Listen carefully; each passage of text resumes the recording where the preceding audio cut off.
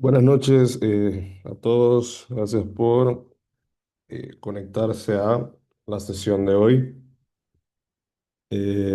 Estamos en la sesión en línea número 6.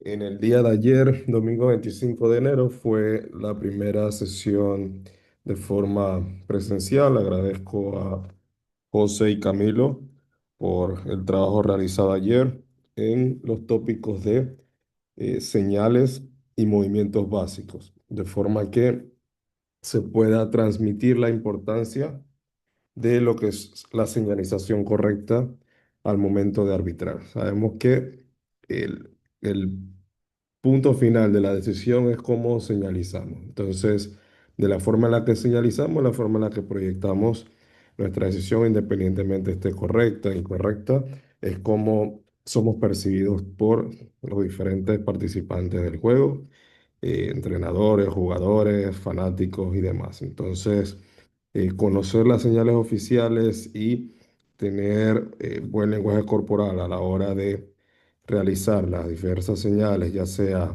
para sancionar una violación o falta o reportar la misma, eso es completamente importante. Entonces, hoy sería la sesión en línea número 6 donde vamos a hablar de técnicas individuales de arbitraje y estas técnicas van a ser entonces nuevamente vistas, pero ya con ejercicios prácticos en cancha, en la segunda sesión presencial que será el domingo 22 de febrero.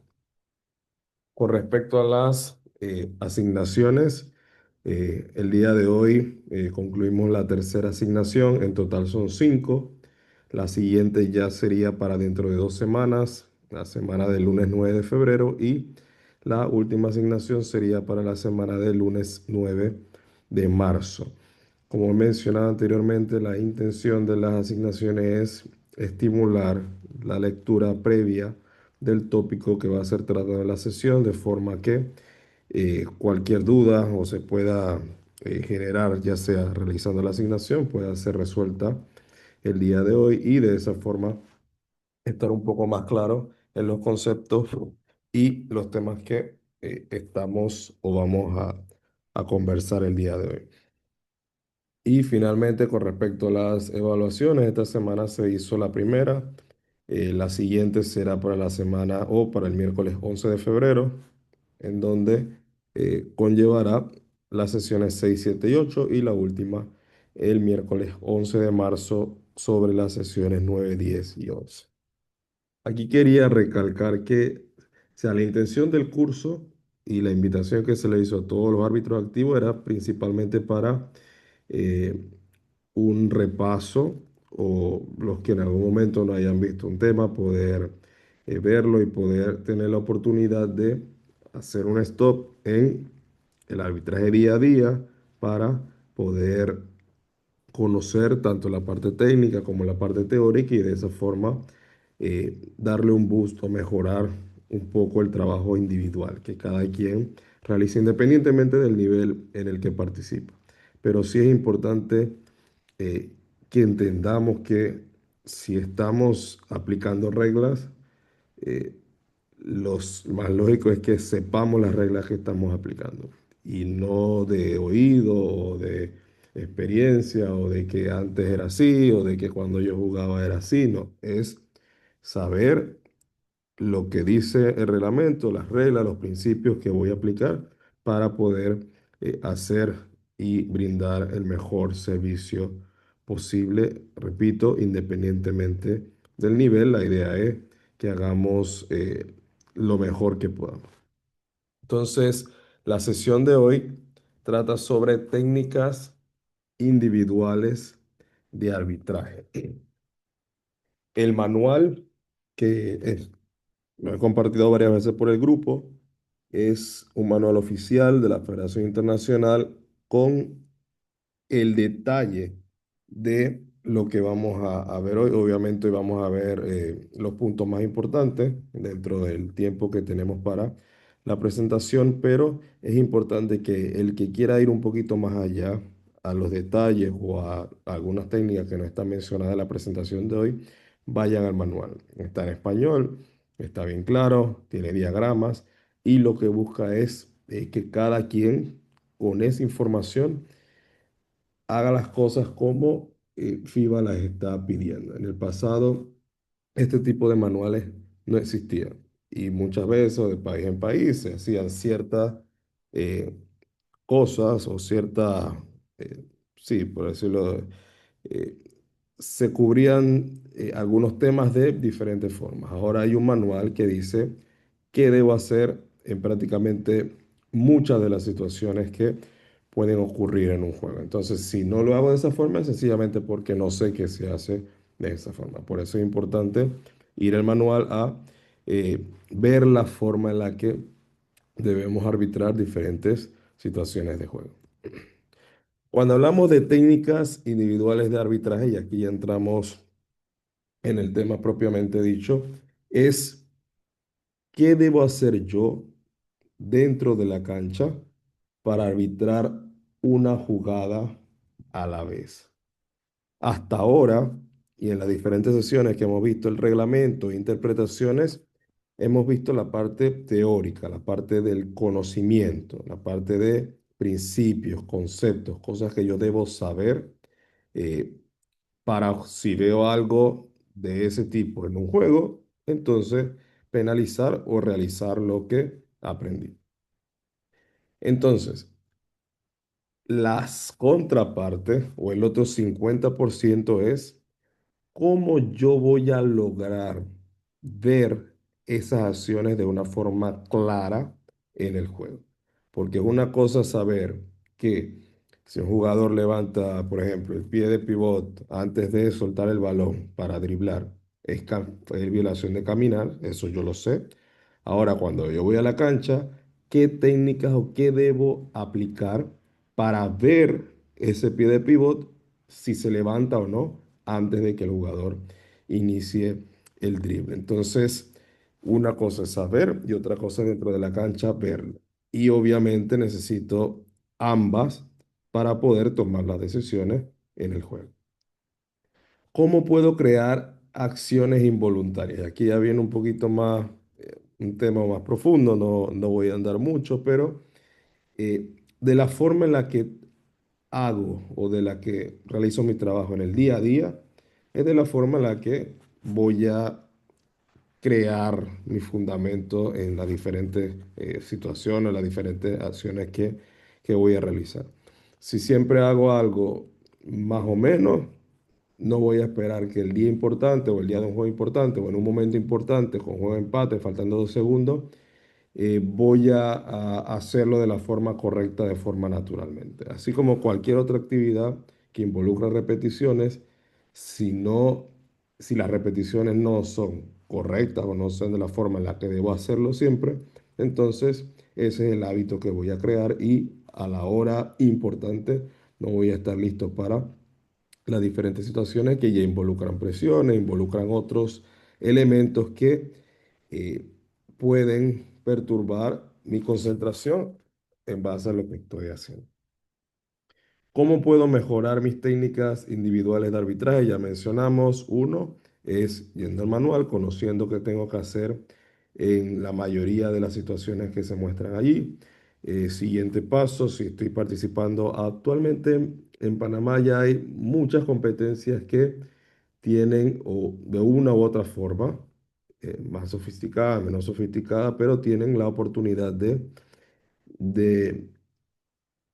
transmitir los juegos, ya sea por Instagram, por YouTube, por alguna plataforma. Y si yo soy alguien, algún árbitro que tengo aspiración, soy joven, que es seguir proyectándome a un alto nivel y tengo ese material, tengo un partido que arbitré de una competencia intercolegial que transmite el juego por YouTube, tengo entonces una forma de empezar a mejorar viendo lo que hago en el video y viendo o buscando la forma de cómo corregir las áreas o los puntos que no estoy realizando correctamente. Y finalmente, cuando hablamos de mecánica, cuando hablamos de mecánica de arbitraje nos referimos a cómo dos personas normalmente, o tres personas en el caso de que estén arbitrando tres, combinamos nuestras responsabilidades individuales para poder cubrir todas las acciones que ocurren en el juego. Y ya tiene que ver con qué es tu responsabilidad en este tipo de acción, cuáles son las mías, de forma de que todo lo que está ocurriendo en el juego esté cubierto, aunque sea por un árbitro.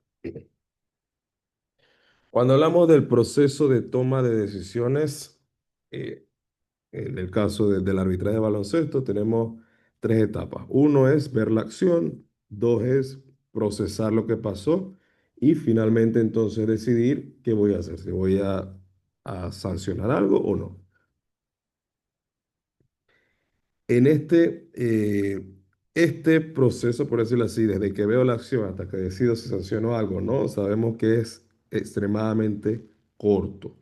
Por eso es importante el conocimiento de forma de que eso que veo lo pueda procesar de una forma rápida y de una forma correcta. Adicional, y es lo que mencionaba antes, el conocimiento es lo que hablamos de las reglas, los principios. Lo que sé es que si pasa es esto, si pasa esta otra cosa es esto, eso es lo que sé. Ahora, para tomar una decisión correcta, no basta solo saber, sino ver correctamente la acción. Entonces allí es donde estas técnicas eh, individuales como tal tienen la importancia. ¿Por qué? Porque si yo veo o estoy tapado o tengo un ángulo que no veo el brazo que va bajando si pega en la bola o en la mano, no veo prácticamente. Pero entonces me imagino que pegó en la mano porque el jugador gritó o escuché algo y sanciono. Yo sé que un golpe en la mano es falta, pero no vi si realmente fue un golpe en la mano o no. Entonces, necesito de ambas y hoy vamos a compartir conceptos bastante básicos, que son fundamentales para poder tomar decisiones correctas en el juego. Dentro de lo que vamos a ver están, primero tenemos técnicas de protocolo y cuando hablamos de protocolo es simplemente una acción que se repite una y otra vez, alguna de ellas en los juegos, de forma que hacerla correctamente crea el hábito de poder ejecutarla siempre de la misma forma y bajo momentos de presión, poder entonces enfocarme en otras cosas más, no en hacer correctamente algo que siempre hago. Predecisión sería todo lo que tengo que hacer o lo que estoy intentando hacer para ver la acción de la mejor forma. Las que están en rojo son elementos que ya vamos a ver con mayor profundidad en otras sesiones. Hoy vamos a ver las que están resaltadas en negro.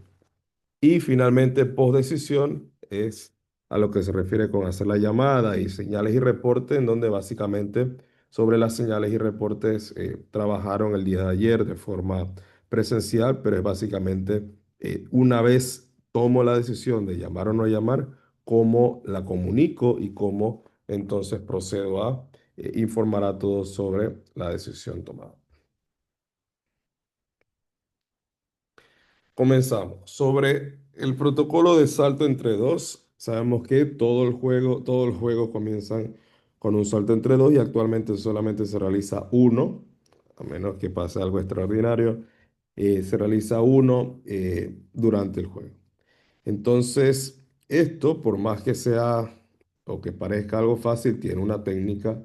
Eh, la idea es comenzar el juego de la mejor forma, lanzando el balón correctamente, sin tener ninguna violación, ni tener que repetir el salto por lanzarlo incorrectamente. Entonces, todos los árbitros que eventualmente tomen la posición, sabemos que el salto es realizado por el árbitro principal y empiecen a tener más cantidad de juegos como árbitro principal, deben de tener una técnica para lanzar el balón. No es solo entrar al círculo y tirarlo hacia arriba, es cada quien, no hay, por decirlo así, un estilo definido, puede ser con una mano, con ambas manos, arriba, en el medio. Cada quien debe crear su propio estilo de forma que sea algo que le permita iniciar el juego de la mejor forma.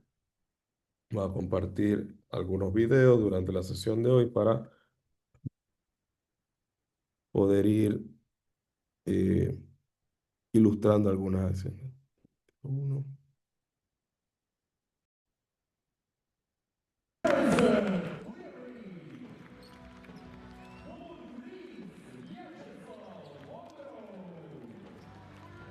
Normalmente para iniciar el juego es indispensable, uno, eh, revisar o constatar que tenemos 5 jugadores de cada lado. Dos, que los jugadores que están en la cancha sean los jugadores, en el caso de competencia semi-organizada o más organizadas, que sean los jugadores que ambos entrenadores indicaron como parte de su quinteto inicial. Y tres, finalmente, que todos estemos listos para iniciar, tanto mis compañeros o mis compañeros como los oficiales de mesa. Entonces, una vez tengamos la confirmación, uno, de que hay 10 jugadores, 5 de cada lado. Dos, de que los 10 jugadores son los que eh, cada entrenador indicó que iban a hacer sus 5 iniciales y que la mesa esté lista, entonces podemos dar inicio al juego. ¿Qué pasa si en este momento descubrimos que del equipo blanco el entrenador había colocado como 5 inicial al jugador 10? Sin embargo, el 10 no está en el cuadro, está en el banco y adentro está el jugador número 15. En este momento es todavía posible corregir y solicitar al jugador 10 que entre a la cancha y el 15 que salga. Si quieren hacer una sustitución una vez iniciado el juego, se puede hacer, pero hasta ahora es un momento que es posible corregir para que los 5 iniciales sean los que fueron indicados al principio. Una vez el juego inició, ya ese tipo de error se ignora y el juego continúa con los jugadores que estaban, que están iniciando sin ningún tipo de penalización al entrenador ni nada. Sin embargo, esa revisión de los jugadores antes de iniciar es obviamente por parte del anotador y por eso es que esperamos que el anotador me indique que está listo para iniciar en el momento que haya confirmado que los 10 jugadores sean los que fueron indicados para iniciar el juego. Repito, la forma en la que se lanza el balón, una mano, dos manos, realmente no es importante. Lo importante es que se lance a una altura apropiada y que sea un solo movimiento de forma que los jugadores no salten antes de lanzar el balón y se tenga que repetir el salto en el caso de ejecutarlo incorrectamente. Vemos a la presentación. Vamos ahora a la siguiente técnica en lo que a protocolo se refiere y es sobre la administración del saque.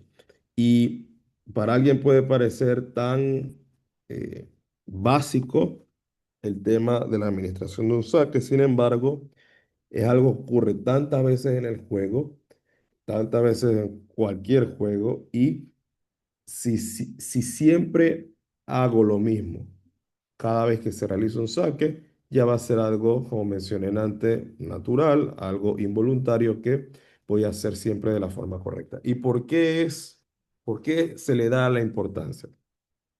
Sabemos que el saque tiene muchas reglas alrededor. Tenemos la regla que me indica lo que el jugador que realiza el saque puede hacer, lo que el resto de jugadores que está dentro de la cancha pueden hacer. Y todo eso es cubierto o es juzgado por el árbitro que está administrando el saque.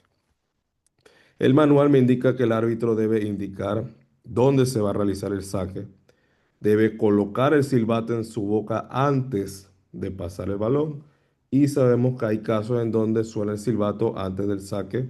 Está estipulada la regla, uno para iniciar los cuartos que no sean el primero, dos cuando venimos de un tiempo muerto, tres para saques que son en la línea de fondo de la pista delantera. O sea, el reglamento me dice cuándo suena el silbato antes de entregar el balón.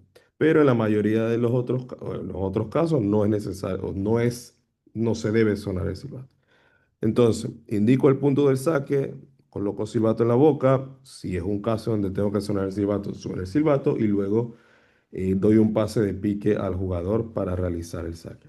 Esto lo hago cada vez que voy a administrar un saque. ¿Por qué?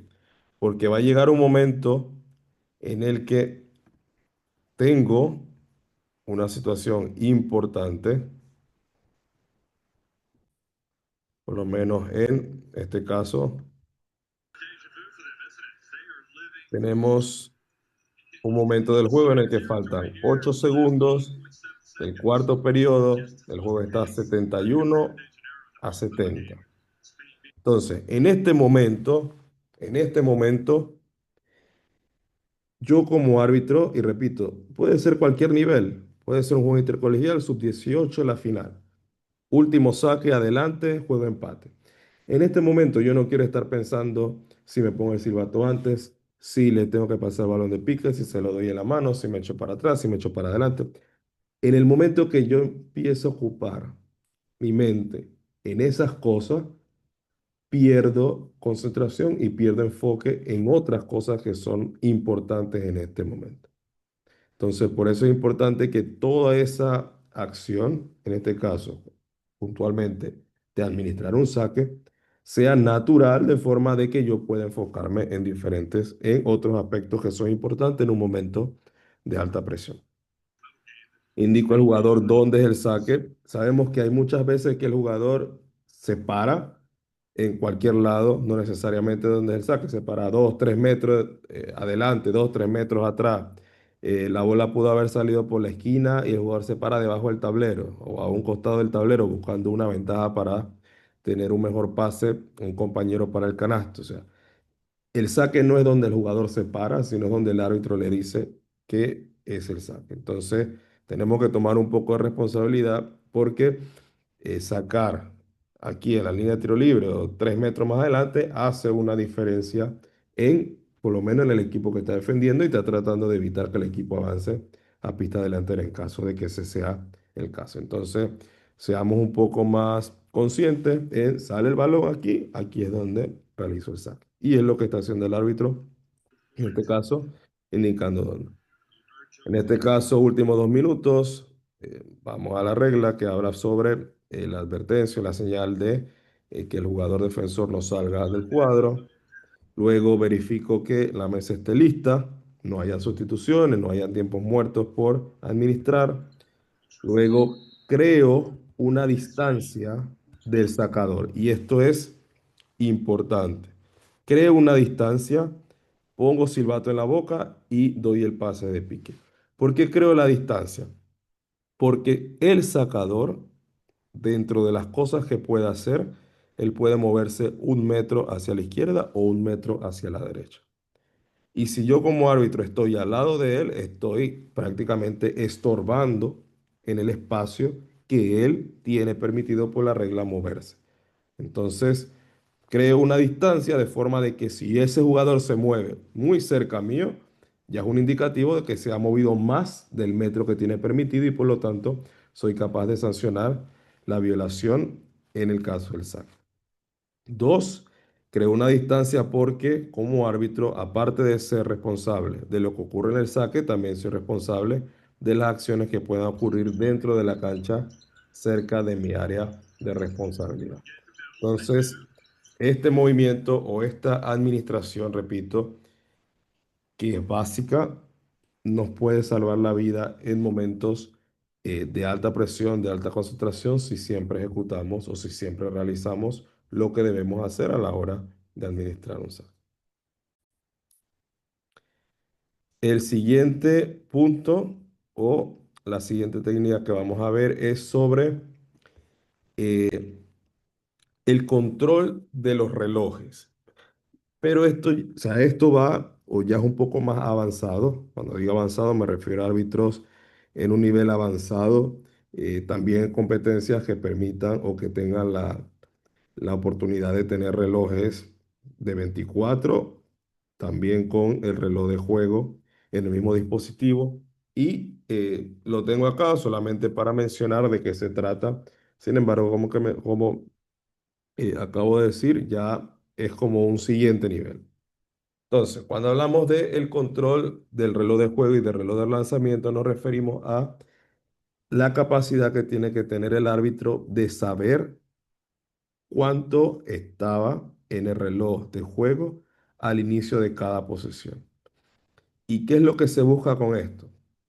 Que en el caso que el reloj deje de funcionar, el reloj de lanzamiento, o se resete por error, el árbitro sepa qué tiempo debe colocar en el reloj de lanzamiento. Y parece algo eh, de extraterrestre, superhumano, pero realmente no es así. Realmente es algo que con práctica y con constancia se puede lograr. Y obviamente esto va a depender de que ocurra un error. Nadie quiere que ocurra un error o que se resete por error. Puede ser que en un juego nunca se resete por error. Amén. Todo fue bien. Pero en el caso de que hubiera ocurrido una vez, yo siempre estuve listo para corregir el reloj. Entonces, ¿cómo es la técnica? Lo importante es, cada vez que inicie una posesión, cada vez que hay un rebote defensivo o que la bola cambie de posesión de un equipo a otro, uno como árbitro identifica cuáles son los últimos dos dígitos del reloj. El minuto no importa, solamente los dos dígitos de los segundos.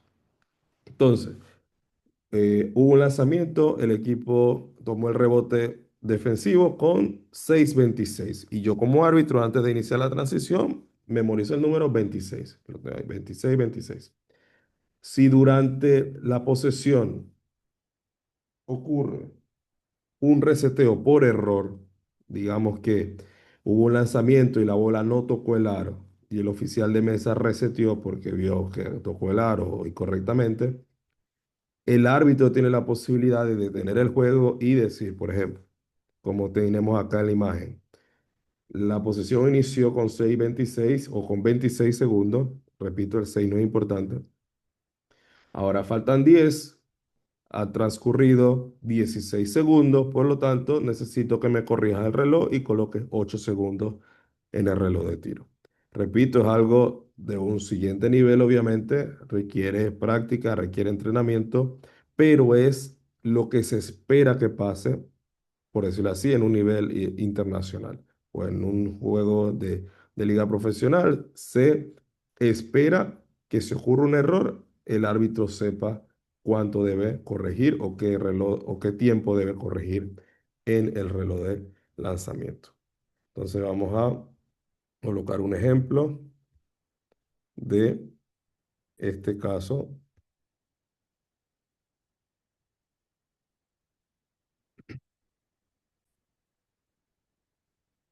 En este caso tenemos la situación que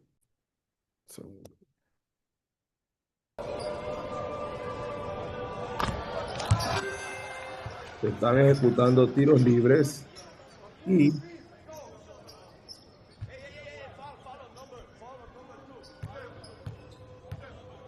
faltan 55 segundos en el reloj de juego. Se están ejecutando tiros libres. El rebote es tomado por el equipo ofensivo que estaba lanzando. Sin embargo, como vemos aquí, el reloj en lugar de resetearse a 14 segundos, porque tenemos rebote del equipo ofensivo, se reseteó a 24 segundos. El árbitro identifica, en este caso el árbitro líder que está en la línea de fondo, detiene el juego.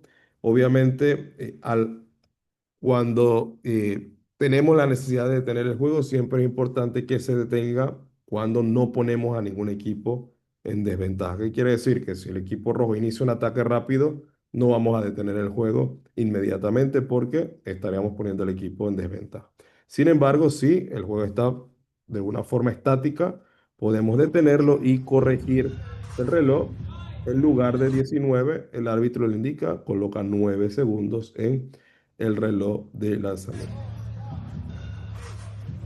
Se coloca 9 y se reanuda el juego con el tiempo correcto en el reloj de lanzamiento. Entonces, repito, esto es algo que se espera que los árbitros tengan la capacidad de, uno, identificar cuando ocurre un error y dos, saber cómo corregirlo, que es también importante. No es solo detener el juego y acercarme al compañero y decir, hey, ¿el reloj está bien o está mal? No, lo detengo porque sé qué es lo que voy a hacer o cómo voy a corregir la situación.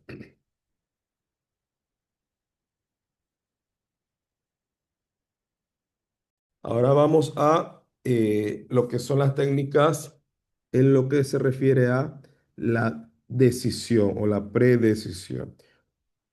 ¿Qué puedo hacer o qué tengo que considerar para estar en una posición que me permita tomar decisiones correctas. Y tenemos que los principios sobre ubicación y ángulo abierto son: uno, moverme al punto adecuado y establecer un ángulo abierto. Sabemos que el juego es dinámico y eh, mis movimientos siempre tienen la intención de buscar un ángulo abierto con respecto a la acción. Si es una acción de jugador atacante y defensivo, un ángulo que me permita ver las acciones del jugador defensivo para determinar si hay alguna acción ilegal. Tratar de anticipar, eh, mantenerse un paso delante de la jugada, tratar de prever qué tipo de acción puede ocurrir de forma que pueda moverme al lugar más apropiado, ajustarme a la jugada para mantener el ángulo abierto, siempre moverme con un propósito. Esto es otro punto, el punto E, que también es importante. Hay veces que o yo no me debo mover simplemente porque los jugadores se mueven. Si los jugadores se mueven, pero donde yo estoy parado, sigo viendo lo mismo, tengo el mismo ángulo, puedo ver los brazos, puedo ver lo que hace el defensor, no es necesario moverme. ¿Cuándo me muevo? Cuando pierdo la visión, cuando ya no puedo ver lo que veía desde la posición, la posición en la que estoy, entonces se crea la necesidad de moverme. Entonces, tener eso presente, que muchas veces los árbitros se mueven de forma innecesaria, pero siguen viendo lo mismo. Entonces, el movimiento es buscando un ángulo mejor al que tenía o el que tengo desde la posición en la que estoy. Elementos que me ayudan a el tema de ubicación, obviamente el conocimiento del baloncesto, si he practicado el deporte de una u otra forma y anticipo que si bien se va a colocar una cortina, va a venir el jugador por acá, eso me ayuda de una u otra forma a ubicarme en una posición que me permita arbitrar lo que puede acontecer.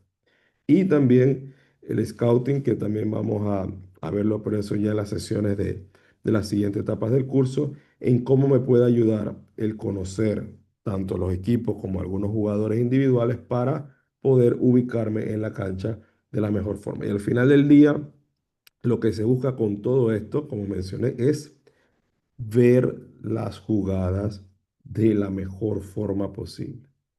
Ver las jugadas de la mejor forma posible. Va a compartir. Este es un error que comúnmente cometemos los árbitros cuando empezamos viendo la jugada o tenemos la posibilidad de ver la jugada en algún momento, principalmente el inicio o en el desarrollo. Sin embargo, sin embargo, al final de la jugada perdemos completamente el ángulo y nuestra mente trata de llenar ese espacio que no vimos por algo que creemos que pasó. Y ese creemos que pasó nos lleva a tomar una decisión que en el alto porcentaje de los casos es incorrecta. ¿Por qué? Porque estamos sonando el silbato para sancionar algo que realmente no vimos. Y eso es el 1.1 de el arbitraje. Si no veo, no pito. Si no veo dónde cae la mano, si cae en el balón o en el brazo, no puedo pitar. Porque tengo un compañero que tal vez está en una mejor posición o tiene una mejor visión y en el caso de que ocurra algo, él va a sancionar por más que yo esté más cerca de la acción. Eso es uno. Dos, si constantemente no veo, ya entonces hay un problema que tengo que resolver. Porque yo estoy el juego es para ver las acciones. Entonces, si no veo esta, viene otra jugada, no veo tampoco, no veo tampoco, entonces yo tengo que buscar qué debo mejorar dentro de mis movimientos para poder ver las acciones.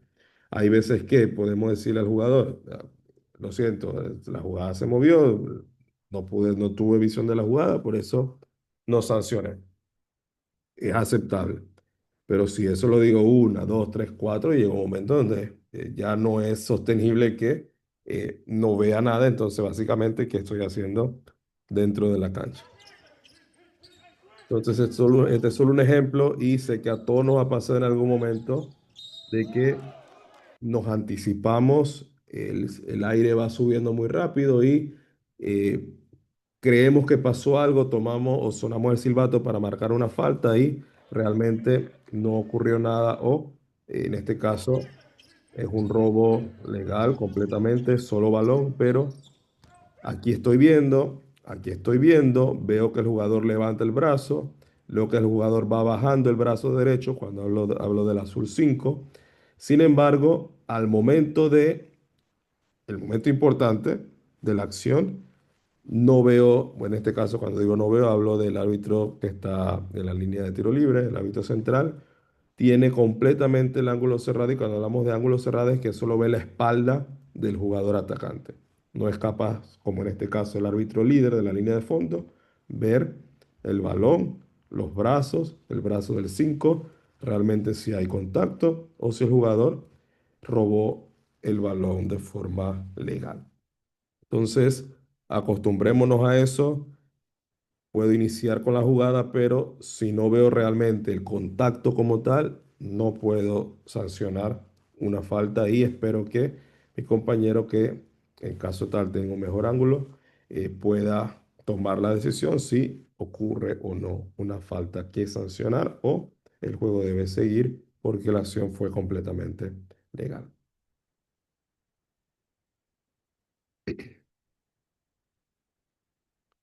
Regresamos a presentación.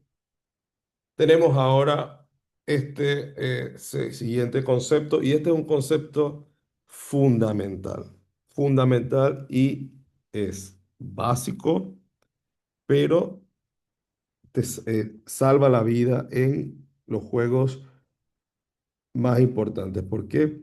Porque a medida que el juego se va haciendo un poco más exigente, la velocidad de los jugadores es mayor, el nivel atlético, todas esas cosas aumentan. Y la forma en la que uno tenga la posibilidad de ver esas acciones un poco más lento o un poco más claro es clave para tomar decisiones correctas. Entonces, este concepto lo van a escuchar desde ahora en adelante muchas veces para tomar o arbitrar jugadas de la mejor forma. Debo tener estos dos puntos. Uno, estar a una distancia apropiada de la acción, ni muy lejos, pero tampoco ni muy cerca, y me indica por qué es importante estar a una distancia apropiada. Uno, la posibilidad de pitar algo por emoción disminuye. Cuando estoy cerca, veo todo más rápido y contactos, que pueden ser contactos pequeños, al estar cerca, los veo más rápido y eh, o abre la puerta a que suene el silbato por emoción o simplemente porque vi algo que me sorprendió. Puedo mantener una perspectiva desde un punto, de una distancia un poco más, de una mayor distancia sobre los movimientos, lo veo un poco más lento, puedo mantener un ángulo amplio y abierto en mayor cantidad de tiempo o tener mayor cantidad de jugadores dentro del campo de visión y puedo ver el panorama general. Cuando hablamos de panorama general es poder prever qué pueda pasar después para ver si este contacto que ocurrió es necesario sancionarlo o no. Cuando hablamos de distancia, distancia apropiada, 3, 4, 5 pasos. No hablamos de tomar una decisión a 10, 15, 20 metros de distancia. Eso es el otro extremo y eso tampoco es correcto. Estamos hablando de que yo llego a la jugada, llego a mi posición, pero si tengo los jugadores muy encima, a un paso, a dos pasos, doy uno o dos pasos hacia atrás de forma de poder mantener una perspectiva de la acción. Y el otro elemento es estar estático. Tratar de que cuando estamos arbitrando una acción estemos estáticos el mayor tiempo posible. ¿Qué me dice eso? Que si yo estoy en una transición y va a iniciar el ataque hacia el cesto, trato de detenerme para no ver la acción en movimiento, ya que en movimiento se pierde la perspectiva, pienso que alguien se está moviendo, pero realmente no, soy yo el que me estoy moviendo y es un poco más difícil de enfocar y de poder estar claro con lo que está ocurriendo realmente. Y para ilustrar este concepto que es bastante importante en todos los niveles, vamos a colocar algunos ejemplos y vamos a compartirlos por acá.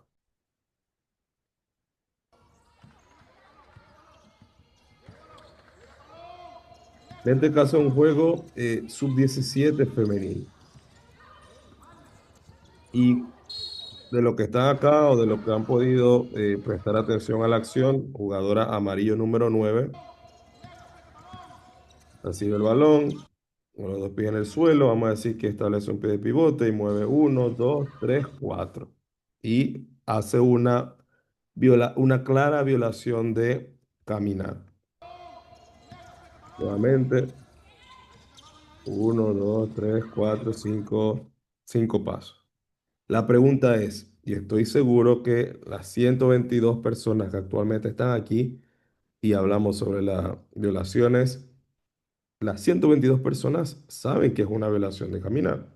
Y los tres árbitros que está, bueno, el árbitro que está en el área, en el área donde ocurre la acción sabe que ese movimiento es una violación de caminar. Ahora la pregunta es, ¿por qué no se marca? Porque no se vio.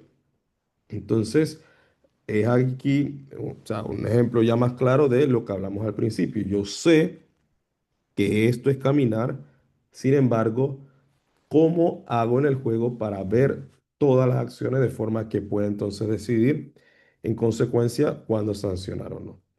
Y es donde hablamos de posición, crear distancia, y esto es un poco más complicado porque estoy a una distancia, la jugadora se mueve. Trato de ubicarme hacia el otro lado, la jugadora se mueve en esa dirección. Entonces, ¿qué hago yo como árbitro ahora que llegó el balón para arbitrar la jugada? Y es, el árbitro está tratando de crear una distancia, pero al crear la distancia está viendo solamente arriba o cualquier contacto que pueda ocurrir por parte de la defensora, más no los pies de la jugadora atacante que en este caso comete una violación. Entonces, importante crear distancia lo antes posible o de forma ideal antes que el balón llegue a el área que yo tengo que arbitrar para estar estático cuando el balón llegue y de esa forma poder arbitrar todo, desde los pies hasta los posibles contactos que pueden ocurrir por parte de la jugadora defensora. Tenemos otro ejemplo y este es un ejemplo más en transición y es cuando nos vamos muy encima de la acción. Cuando nosotros estamos en una transición y somos el árbitro seguidor o el árbitro que está acompañando, ya los conceptos los vamos a hablar cuando hablemos de mecánica de dos personas, tengo que mantener siempre la distancia y la perspectiva, siempre tratando de estar detrás y diagonal a la acción con el balón. Tras y diagonal, nunca al lado, nunca a un lado o muy cerca de la acción. ¿Por qué? Porque si viene otra jugadora, o en este caso, uno de los casos que puede pasar, viene otra defensora a hacer un trap, miren la posición donde se encuentra el árbitro, que tendría que ver si la jugadora pisa la línea, si la 11 comete falta o si la 8 comete falta. Y desde esta posición es más difícil hacerlo que desde, por ejemplo, donde se encuentra la S. Estoy a una mayor distancia, tengo mejor perspectiva de la línea, de los contactos y no tengo menor probabilidad de sancionar de forma emocional por un contacto rápido que vea que ocurra. Más cerca, movimientos más rápidos, mayor posibilidad de que el silbato suene de forma emocional cuando veo un contacto. Más lejos, movimientos se perciben un poco más lentos y me da la posibilidad de reducir esa opción de que ocurra un silbato emocional. Entonces, desde el inicio se recomienda que esperemos a que las jugadoras avancen por lo menos a la línea de tiro libre para entonces yo empezar a moverme y siempre manteniendo una posición detrás y diagonal a la acción, en este caso, acción con el balón. Tenemos ahora otro ejemplo igual de este concepto de distancia y estacionado. Igualmente en una transición. Y sabemos que en las transiciones son los momentos más difíciles para aplicar el concepto. ¿Por qué? Porque en una transición nos tenemos que mover de un lado de la cancha hacia el otro. Entonces yo como árbitro, y vamos a ver estos dos ejemplos que vienen, es cómo prever dónde va a haber una posible colisión para detenerme antes y a una distancia apropiada de ese posible punto de encuentro.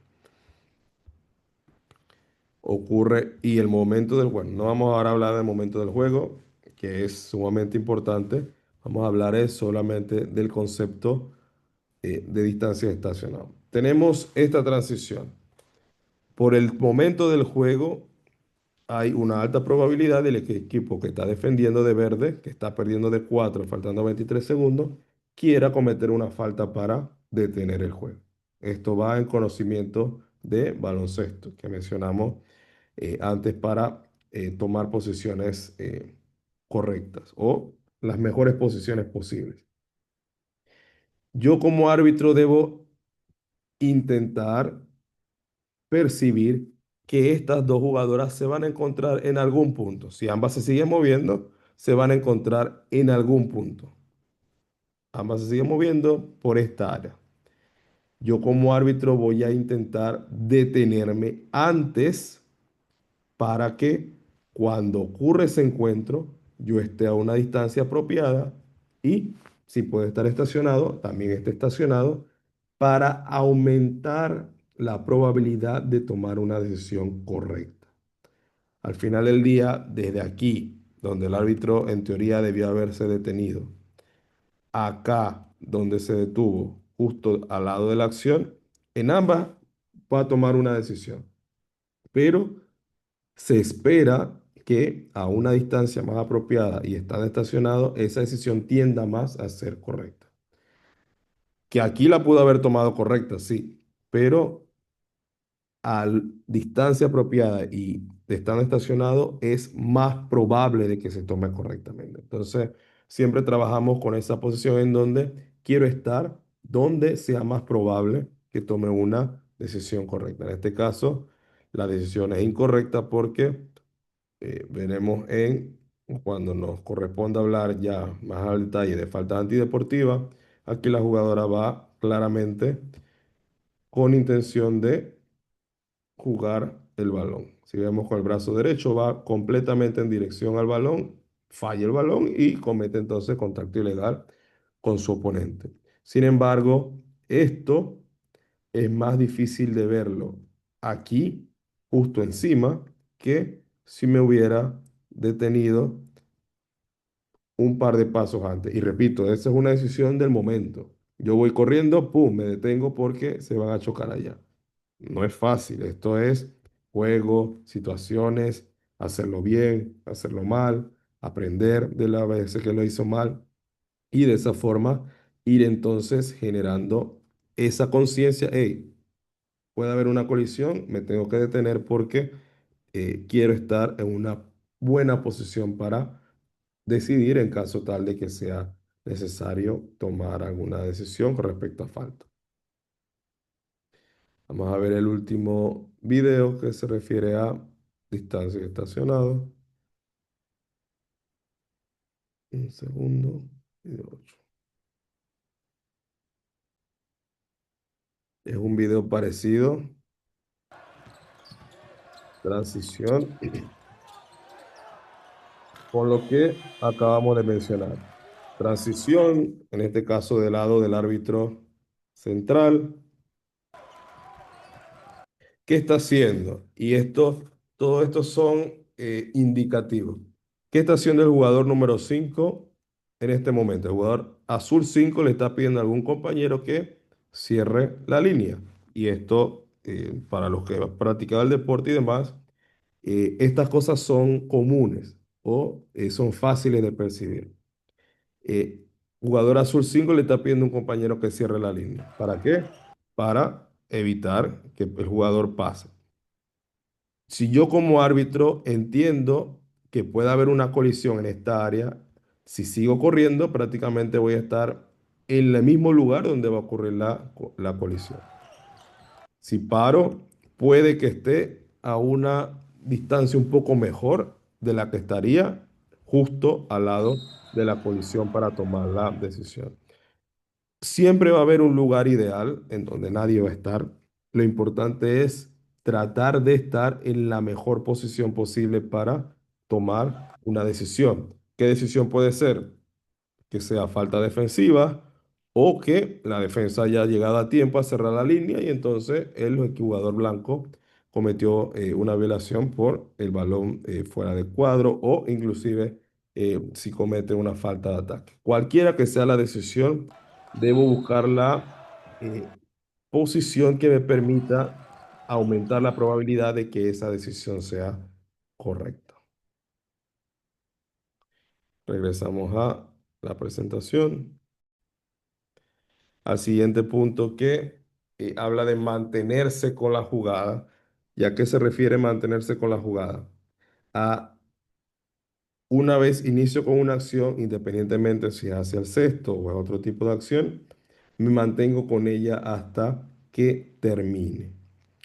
Desde el punto de vista mental, mantenerme enfocado en los jugadores hasta que la jugada o la acción termine.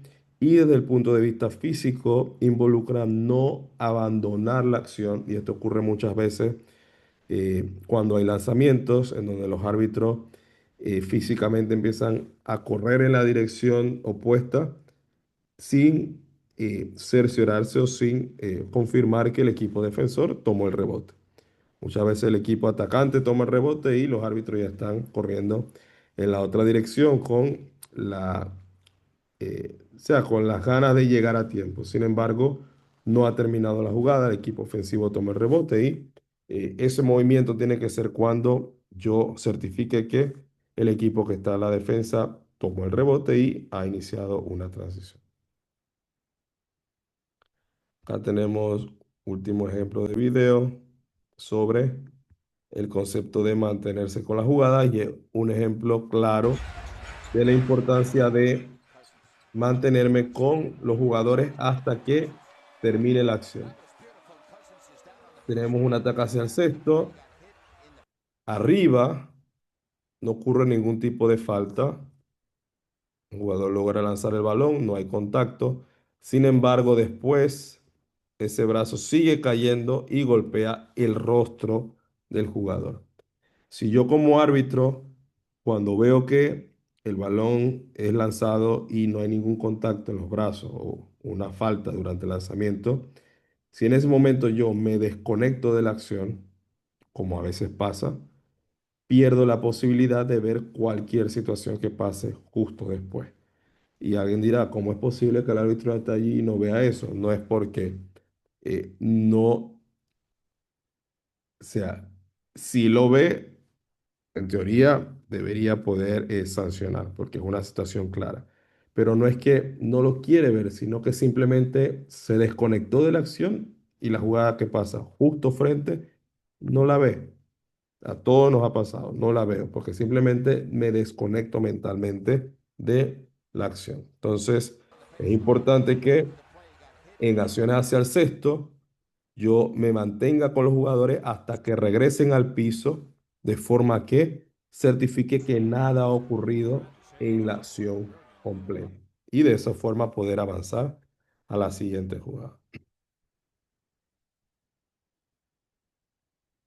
Regresamos finalmente con la presentación. Finalmente con el procedimiento para hacer la llamada, nosotros vamos a tener una sesión que habla de procesar la jugada, en donde ya vamos a ir al detalle sobre diferentes tipos de acciones que ocurren en el juego, cuál es su inicio, qué situaciones pueden ocurrir en el desarrollo, o sea, qué tipo de contactos y cómo juzgarlo para al final de la jugada decidir si es legal o ilegal y en caso de que sea ilegal, sancionar la situación ilegal. Y finalmente lo que mencioné, que ya trabajaron de forma presencial el día de ayer en lo que se refiere a las señales, utilizar las señales autorizadas por FIDO. ¿Y por qué se solicita siempre utilizar las señales autorizadas, las señales del reglamento? Es porque son las señales que se usan en todos los países donde se aplica el reglamento FIBA. Si yo estoy en Panamá y me invitan a arbitrar unos juegos en Costa Rica y yo aplico las señales del reglamento, cuando voy allá voy a aplicar la misma señal y todo el mundo va a entender lo que yo estoy comunicando. Si yo tengo mis propias señales o utilizo señales diferentes o marco los números de forma diferente, cuando voy a Costa Rica voy a marcar el 11 con dos número uno y se va a preguntar qué número es ese porque no estoy aplicando, no estoy marcando las señales oficiales, que es la forma en la que tanto los oficiales de mesa como los árbitros se comunican en un solo idioma. Entonces, por eso es importante ir, ver cuáles son las señales oficiales y poder aplicarlas de forma constante en los diferentes tipos de situaciones que ocurran en el juego y siempre con la importancia de hacer soporte verbal, tanto cuando sancionamos como cuando reportamos a la mesa, para que en el caso que ocurra algún error con las señas, el soporte verbal pueda salvarnos y puede entonces dejar claro que hay algo contradictorio y corregirlo inmediatamente en el que ocurre el potencial error. Vamos a